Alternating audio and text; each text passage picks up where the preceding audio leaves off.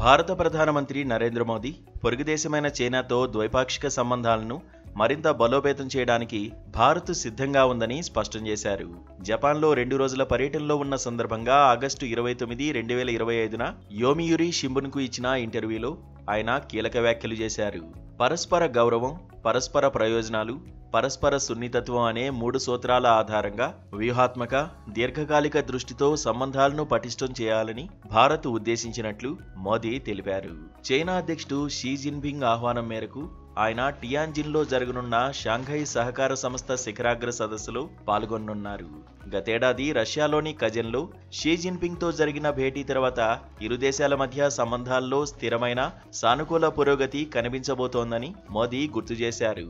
Bharat China సంబంధాలు కేవలం ద్వైపాక్షిక స్థాయిలోనే కాక ప్రాంతీయ, ప్రపంచ శాంతి, శ్రేయస్సుకు కూడా దోహదపడతాయని పేర్కొన్నారు.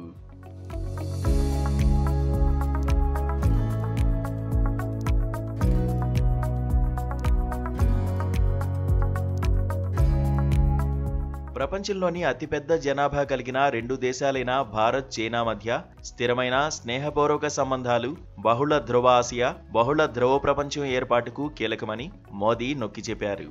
ప్రస్తుత ప్రపంచ ఆర్థిక వ్యవస్థలో నెలకొన్న అస్థిరత దృష్ట్యా ఆర్థికంగా బలమైన దేశాలైన భారత్, చైనా కలిసి పనిచేయడం ద్వారా ప్రపంచ ఆర్థిక క్రమానికి స్థిరత్వం తీసుకురావచ్చని ఆశాభావం వ్యక్తం చేశారు. గత కొద్ది రోజుల క్రితం చైనా విదేశాంగ మంత్రి వాంగ్ యీ భారత్లో పర్యటించడం, ఇప్పుడు మోదీ చైనాకు వెళ్తుండడం ద్వైపాక్షిక సంబంధాల్లో సానుకూల పరిణామంగా భావించవచ్చు. ఈ 2 దేశాల సహకారం గ్లోబల్ సౌత్కు చెందిన దేశాలకు ఒక ఉదాహరణగా నిలుస్తుందని, అలాగే అంతర్జాతీయ సంబంధాల్లో ఎక్కువ ప్రజాస్వామ్యాన్ని ప్రోత్సహించడానికి దోహదపడుతుందని మోదీ అభిప్రాయపడ్డారు.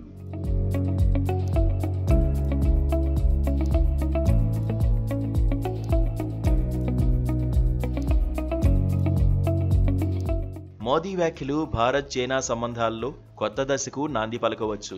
2020లో లదాఖ్లోని గల్వాన్ లోయలో జరిగిన హింసాత్మక ఘర్షణ తర్వాత 2 దేశాల మధ్య సంబంధాలు తీవ్రంగా దెబ్బతిన్నాయి.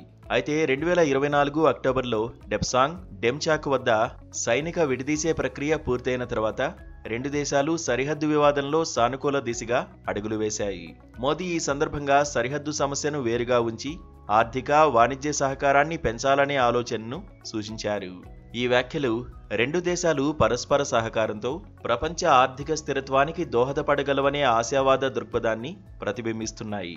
మోదీ వ్యాఖ్యలకు అమెరికా అధ్యక్షుడు డొనాల్డ్ ట్రంప్ విధించిన భారీ సుంకాలు కూడా ఒక నేపథ్యంగా ఉన్నాయి. దీనివల్ల భారత ఎగుమతులపై తీవ్ర ప్రభావం పడింది. ఈ పరిస్థితిలో చైనాతో సంబంధాలను మెరుగుపరచడం ద్వారా భారత్ తన ఆర్థిక భాగస్వామ్యాలను వైవిధ్యపరచాలని భావిస్తోంది. ఈ సందర్భంగా చైనాతో సహకారం భారత్కు ఆర్థికంగా, వ్యూహాత్మకంగా అనేక ప్రయోజనాలను తీసుకురాగలదని నిపుణులు అభిప్రాయపడుతున్నారు.